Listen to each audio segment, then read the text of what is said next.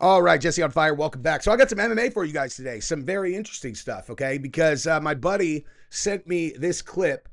Shout to my boy Brian. He sent me this clip of Dana talking about where Francis Ngannou, I don't know how else to classify this, physically attacked Dana and Hunter Campbell, okay? Now, to be clear, like, so, you know, I know, oh, don't clickbait us, Jesse on Fire. Okay, he didn't like bash their faces in, but he straight up physically, you know, grabbed them in a way, pulled their shirt, threw them against the wall. Like, I don't know how you call that, but Francis Ngannou did that to Dana White. That's not a big story, guys. You know, before people get mad if I say, you know, if I say attacked in the title, like that's not a big enough story. You're not interested in this story. You know what I mean? Give me a break. Okay. But yeah, so we're going to talk about that. And I can share some information that I have about Francis Ngannou. You know, I think it's been long enough. I'm not going to be betraying any confidences, you know. Not the biggest secret that I know. Not even sure Francis knows this one, but nonetheless, or that one, irrelevant, okay? But then we're also, after we talk about that, we're going to move over to this drama, okay? Major drama. And here's what you guys have to look forward to, okay? Apparently, so I literally went on X looking for something about the Francis story, and I stumbled on this. So MMA Joey puts up here, he's like, oh, hey, I got Mighty Mouse and Guru's show canceled, okay? And I'm like, what? And I'm like, got it, because he's an Islamophobe. And I was like, okay. I literally called Yuzefa from 10-7 MMA, who's a buddy of mine, and I'm like, what is this about? I'm like, he got their show canceled? And he's like, yeah, dude. Here's what happened. He's like, James Lynch just did a video about what happened, and apparently MMA Joey went at MMA Guru last night in his video, and there's so much backlash that Guru and Mighty Mouse are no longer doing their show. I had that conversation 6 minutes ago, okay? In those 6 minutes, here's exactly what I did. I pulled up James Lynch's video. I pulled up that's for a different video. I pulled up the MMA Joey video, and bottom line is, we're going to watch it all together, okay? So I'm going to be reacting to this live as we do it because I just feel like, honestly, I think that's going to be the funniest way to do this, all right? So my totally unbiased take will be in this video. I love talking about MMA, man. I'm not going to lie. I love it. I don't give a shit. Like, I'm getting, you know, I'm having a hard time with the algorithm this week because anyway, it doesn't matter. Got a video demonetized on Sunday. And all of a sudden, Monday, Tuesday, Wednesday, it's like, we're not going to show your stuff to anyone new. It's like, all right, well, if they're not showing it to anyone new anyway, then I may as well just talk about the things I want to talk about. So that's what's up, dude. And you get my you know, continued comeback into the MMA space or whatnot. All right. Okay. So if you want to help me out, though, you could post this on different platforms, and you could subscribe to the channel and like this video. All right, let's do this thing. All right, so this is Dana White's story about Francis, which is crazy. Francis Ngannou is a bad guy. He's not a good guy. He plays the whole, I don't understand the language, and he tries to come off like he's a nice guy, you know what I mean? And people go, oh, it's the language barrier probably. No, there's no language barrier with this guy. He's a bad guy. I wanted to cut him early. When somebody shows you who they are, believe him. So he's going in to fight Stipe Miocic in Boston. He knows he's going to kill Stipe. So after the press conference... For the record, everyone knew he was going to kill Stipe. Everyone, including me. Okay, I've never been more confident about anything in MMA in my life. We're walking down this hallway, and he comes over to me. Oops. And he grabs me. And he says, let me tell you what's going to happen. His English is great, okay? No language barrier whatsoever. When this fight's over, you're going to book me a private plane to Paris. And I said, I laughed and said, oh, yeah. He goes, I'm not joking. You're going to book me a private plane. Okay. So we go our own ways. Stipe Miocic beats the shit out of him. So that ended that whole conversation. Okay, so first of all, that's literally exactly what happened in that fight. You know, everybody was like, oh my God, Francis is going to run this guy over. No one could last like a minute with him going into that fight. And then Stipe's like, hey, what about your wrestling though? It was like, well, we haven't really found out anything about his wrestling because he's decapitated every single person that he's fought. But yeah, so Stipe embarrassed him for 5 straight rounds, took him down. Francis couldn't get up, no wrestling. But let me just now change gears about and just kind of address the story that Dana just told, okay? So I realize in mixed martial arts or combat sports in general, there is a wide array of experience in business in terms of like corporations or just in life in general, right? Because you have like some guys, like there's some guys that grew up hard, man. Like they grew up real hard in the street, fighting for their lives, and someone gets them into a gym, and then boom, they start punching bags, they start training jujitsu, and they fall in love, and then bang, they're all of a sudden they're fighting in the big show, okay? And what's missing from that, you know, that recipe that I just laid out? Any experience working for anyone ever, okay?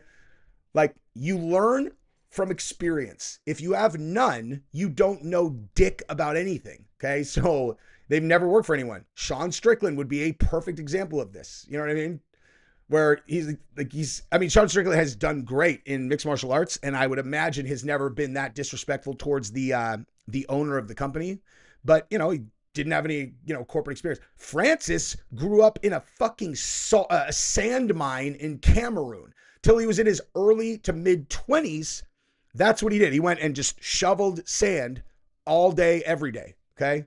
Then he does the whole journey to get over to the United States or to get to Europe and then the United States, whatever. Like he has no experience at all. He has basically no experience with dealing with anyone who's even like civilized for the most part.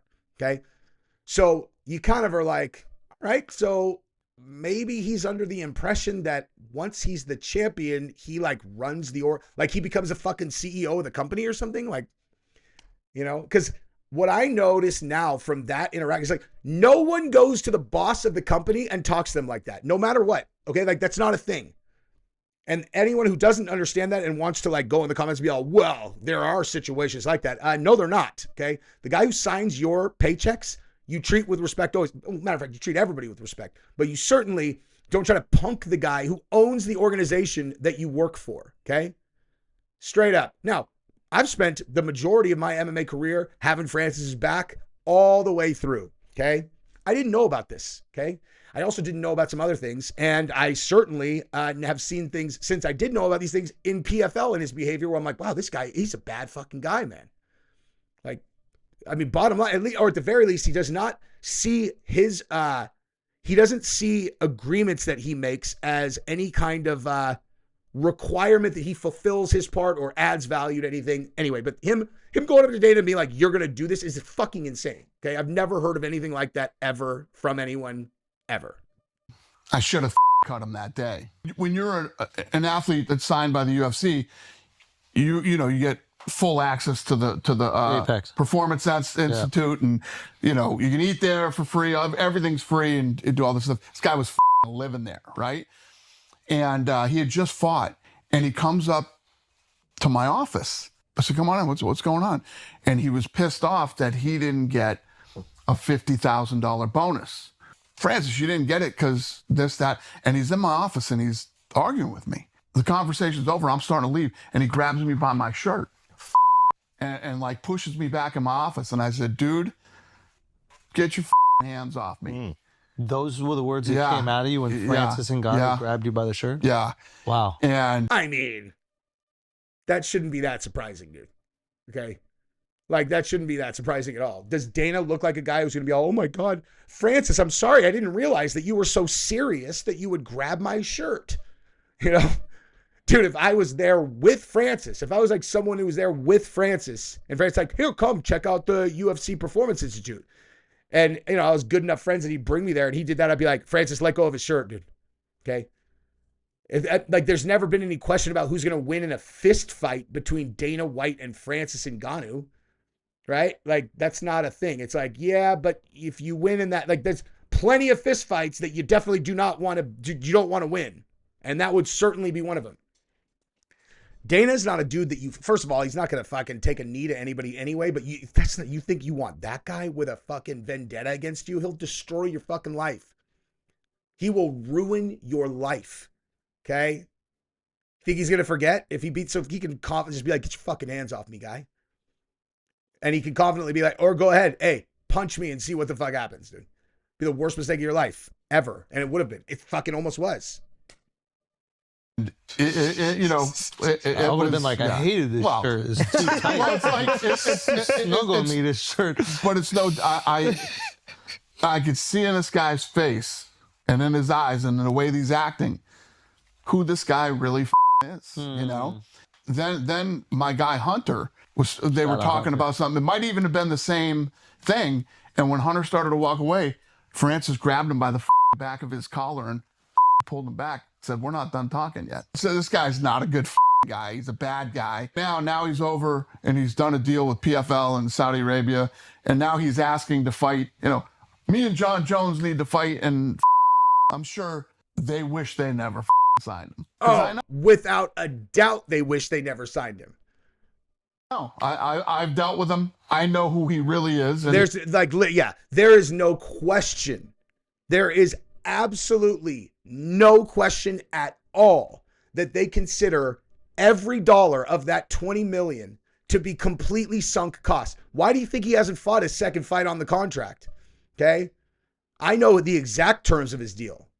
You know, like I know exactly what his deal is. Exactly. Okay. He got $20 million.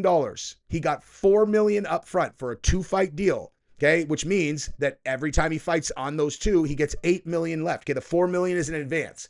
Paid him $4 million in advance for 2 fights. They owe him 8 each time he fights. That's his deal. Okay.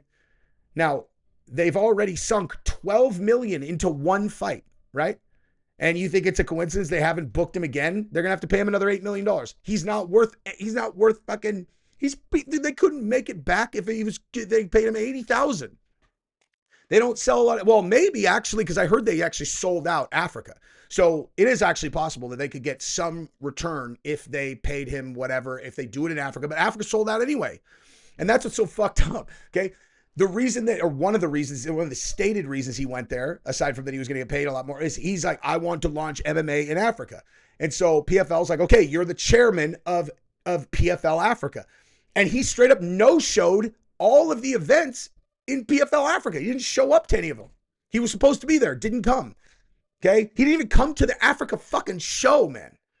Much like any of the promotion, any of that. Like he was completely non-cooperative. He didn't do anything. Like didn't do anything that they asked him to do. To the point where they had to go public and talk about it. Do you know how fucked up that is? You think they paid you just like you look, okay. Let me explain how I look at these types of things, okay? Prize Picks, perfect example, okay? That's the sponsor I'm going to show you in between segments, okay? They did a huge deal with me, a multi, like a year, like they signed me for each year. I feel tremendous responsibility to deliver on the investment that they make in me, okay? Like I need to know that they are making their money back, or else I feel I'm like shit. And that's the way with any of these advertisers. Anyone who advertises with me, I'm like, okay, I need to make sure that I do my best so that they make their money back. I feel responsible for them investing money. I want them to make more than what they've invested. Like I want to be a good partner to them. You know what I mean? I've been on the other side of it, right? Like I've been a company owner who's advertising, but it's not even that. It's just like, that's just ingrained in me. Like I'm taking their money. I should at least do my best. Fucking no shows. The Africa show, dude. Okay. And I'll just tell you this, dude. Okay. His manager that stuck by him through the entirety of this entire saga, went to war with the UFC on his behalf, is not his manager anymore. Okay. Is not his fucking manager anymore. I won't get into details on any of that. Not my place. But like, Dana's not lying, dude. This is a person who is devoid of loyalty. Anyway, it is what it is, man. That's just facts. I was the biggest Francis supporter ever. Right now,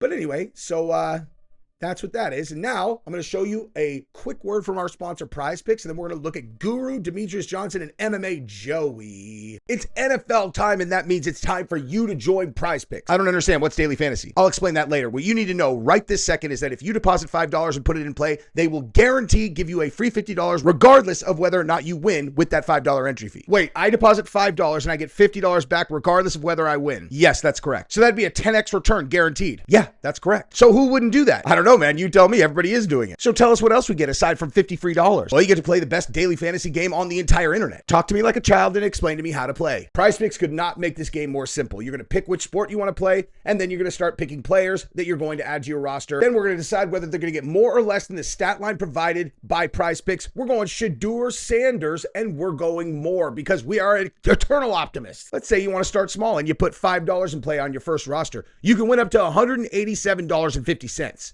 But if you're a big baller and you want to put, let's say, $50 in play, you can win up to $1,875. But let's say you are a big wallet gangster and you want to put $500 into a single roster. You can win up to $18,750 if all of your players deliver. Now, we also got some new features coming in with this new football season, and you're going to be able to play the same player up to 3 times with 3 different stat lines if you want. It's already live on Major League Baseball and WNBA. When you go to PrizePicks, you use the link in the description and you sign up and you use promo code JesseOnFire, you are going to get a free $50 once you put $5 in play. Use the link in the description, sign up using promo code JesseOnFire, put in $5 in play, and get your free $50 back. That's a 10x return. You are welcome. I love all of you guys. Let's go. All right, now let's learn about this together, okay? So again, this is literally all I've seen except for a quick phone call with Yusef, okay? So you're telling me Minnie Mouse and the Islamophobe got canceled because of their horrible views and people are blaming me?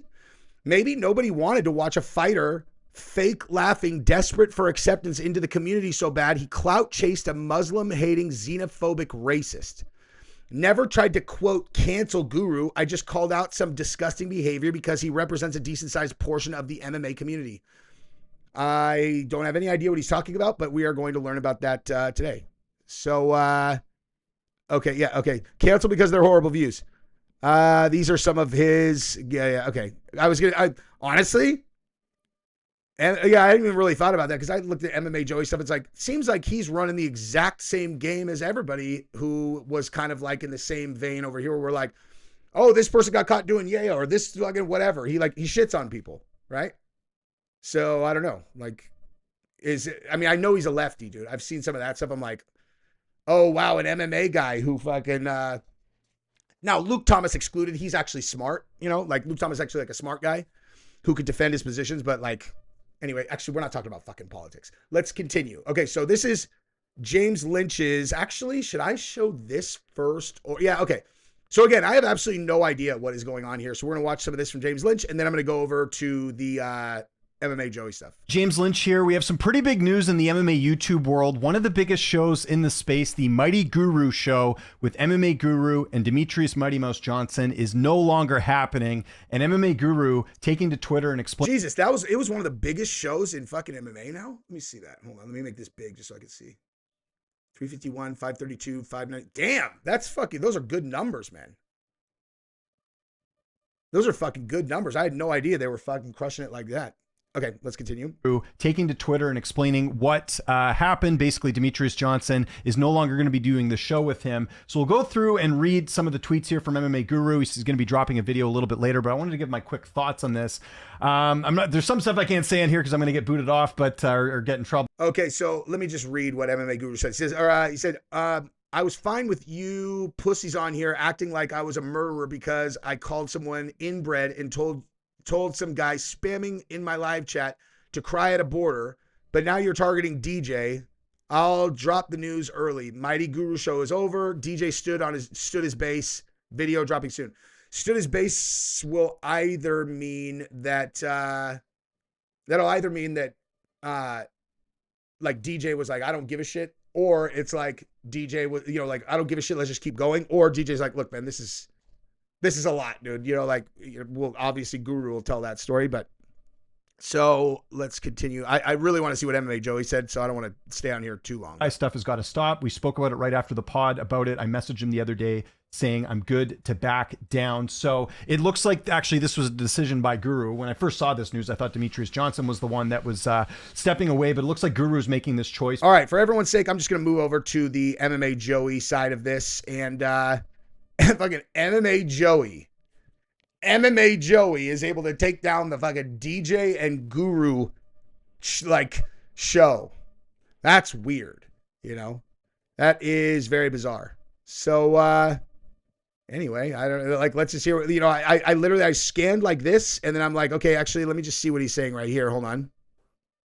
but Islam was hunting for submissions the entire time he had JDM on the ground. But JDM, apparently, when he trained with Craig Jones, all he did was train to survive. He got taken down over and over and then never got up. He didn't get up not one fucking time. Hang on, this is the quality you're getting from fucking MMA Joey, dude. Hey, listen, JDM never got up once with Islam Makhachev on top of him. Thus, I could tell you with absolute certainty, he only trained to survive with Craig Jones. You're like,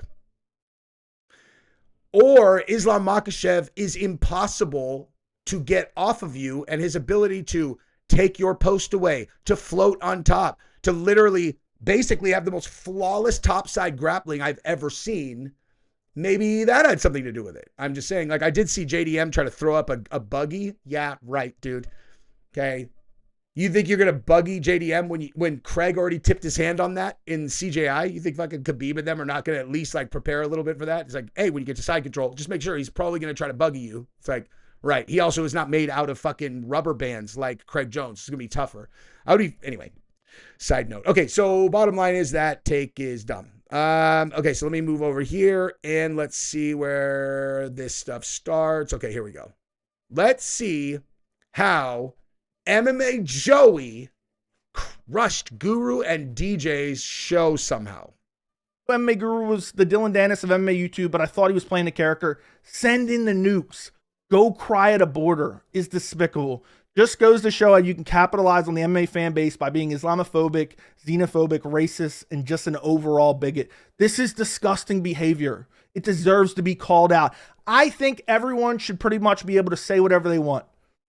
And I say some crazy stuff sometimes, but this is crazy. The amount of seethe here, the amount of absolute rage and cope is crazy to say this type of shit because you're mad that a mother. Cope? I mean, like, what? How? Okay, let me ask you a question. How would, and you guys know, dude, I Khabib and Islam and those guys, I love those motherfuckers, dude. I got nothing bad to say about any Islam, like not Muslim fighters or any fighters, period, dude. I only talk shit about bad takes on YouTube or woke crybabies who make big deals out of shit. You know what I mean? I certainly don't talk shit about fucking Spartan killing machines bred from birth to fucking murder people in the cage. Nonetheless, you know what I mean? I happen to be in the type of game where there's lots of fucking crybabies saying lots of crybaby shit. However, cope, that's not what that means, okay?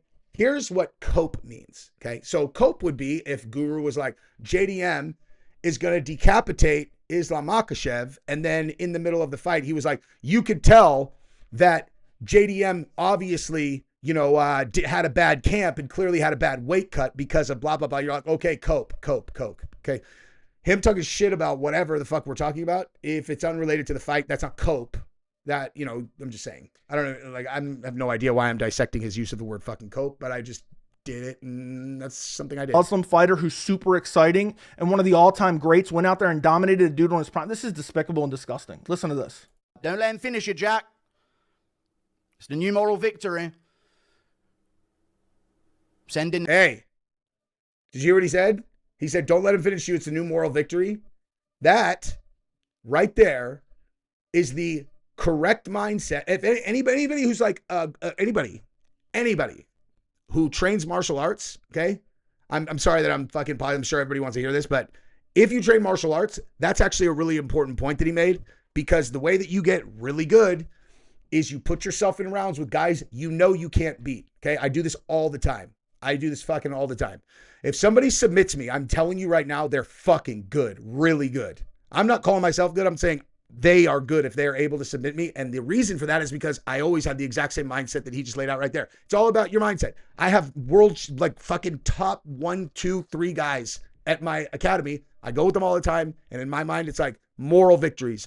I'm not making a fucking thing about it. It's just what's going on in my head. So, Guru, you should start doing jiu-jitsu and take that fucking mindset with you. I have a feeling MMA Joey is not going to be doing that anytime soon. I'm sorry, I can't help myself, dude. Okay, I can't not. I have to have a horse in this race, dude. The nukes, dude, right at that cliff where they're fucking their cousins year after year, the ugly inbred cunts. Let's go. Sending the nukes to the cliff? I mean, this is disgusting. I mean, I get it. He's playing a character, but this is just crazy to me. Oh, Jack, get back up. I know it's just their culture, but hey, this is really fun. Round 5's coming up. Come on, Jack. Let's get that mew on again. Let's mew. We're mewing in this 5th round. I'm not even sure what that means. I don't even know what I definitely don't know what it means. I have no fucking idea what that means. Let's go. Let's go. Dominated? Yeah, you're ugly and inbred as fuck, dude. You're inbred little rodents, dude. He's literally been saying this since, okay, remember when Guru and I were going to do a show 100 fucking years ago? Like, he was saying that shit back then. Like, him and the Dagestani fans have had conflict literally since, I think that was like 2021 or something. Like, I don't know. When the fuck was that? That was so long ago, dude. Years and years ago is when that was. And he had the Dagestani fans in his DMs like, we're going to fucking kill you. And he called them inbred all the time. This is not new. This is fucking old. Round 5 coming up. I don't care. Inbred little rodents, dude. You got to force women to have sex with you or they wouldn't. Fuck it. This dude's never fucked a girl in his entire life. I guarantee you that. People can say that about me all they want. I know it's not true. Oh, you do? Because I was going to say that about you. I'm just kidding. I was thinking it though, dude. I was. He's like, no, because I know that's not true. I've had sex with 2. And one of them was 1 year ago and the other one was 8. Years ago, I meant, not 8 years old. Is talking about Muslim people, Islam in particular, I guess, in his group, or Islam's fans, forcing, like, this is so weird. Imagine taking the character this far, which honestly, I'm starting to think it's not a character after seeing this. Fucking freaks. Here we go, round 5, dude. Ugly inbred little rodents, dude. Cry at a border, bitches. Crying in my chat. Round 5. Cry at a border. You guys tell me. You guys tell me what that's about. I mean, we all know. We all know. He's not going to say it straight up, but we all know. I mean, despicable behavior. We'll listen to the rest of it. 5. Go cry at a border. Cry. I mean, hey, super intuitive to be able to figure out what he was talking about there. Wow. Good job, MMA Joe. I'm sorry, I can't help it, dude. I just find myself in an adversarial position against Joey because I know he's a little bitch that thinks that Charlie Kirk was a Nazi. So I just can't help myself, dude. I just want to shit on his face. Not really. I'm just kidding. But, you know, I want to call him a pussy all the time. I can't help it. Let us in. Here we go. Round 5. Let's go, Jack. Cousin fucking force women to fucking marry him as children. Freaks. Ugly little rodent freaks. Finish him, dude. Just finish him with an arm lock or whatever you want to do, you gaylord. Fucking little freak. Retard, bruv. He's trying to snap his arm here. JDM trying to get his arm out of this position. Gets out of it. Volk beat him. Wasn't 4-1. It was 4-1 Volk. Makachev laying on top again. Everyone pretending they enjoy it. Cry at a border in chat. Cry at a border. I mean, that's just despicable. Hang on. Volk beat him. He's not, oh, he's saying he thinks that Volk won the fight. The first one when Islam got the decision. I disagree. I think, you know, fucking pretty powerful visual to end the fight when Islam is out of gas and Volk's on top. But I watched that fight a bunch of times. I think it was 3-2. Islam, certainly the 4th round went to Volk, and I can't remember which is the other one. But I don't know. Not super relevant. But how long is this video? Do I have any more time? Yeah, we got more time, dude. Let's continue this. Just despicable. And this is exactly the portion of the fan base. A lot of people are like, man, you have contrarian opinions. You call out this stuff to subtly hint at this guy or that guy. It's not about that. I see this shit every day. It's fucking annoying. And to build your entire basically online persona around this is disgusting. It's absolutely disgusting. It is despicable. It is embarrassing to judge a fighter, to judge a fan base simply based on the region of the world they are from or because of their religion is absolutely insane and disgusting, despicable behavior. And I just figured I'd throw that in there because I tweeted this. That's about as much virtue signaling as I could take. Like I said, I love Islam and those motherfuckers, dude. I love that team.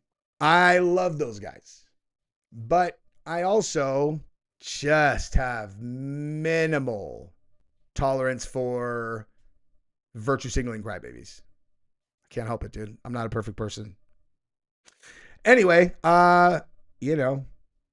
this is what I have. So I'm out. I love you guys. Bye-bye.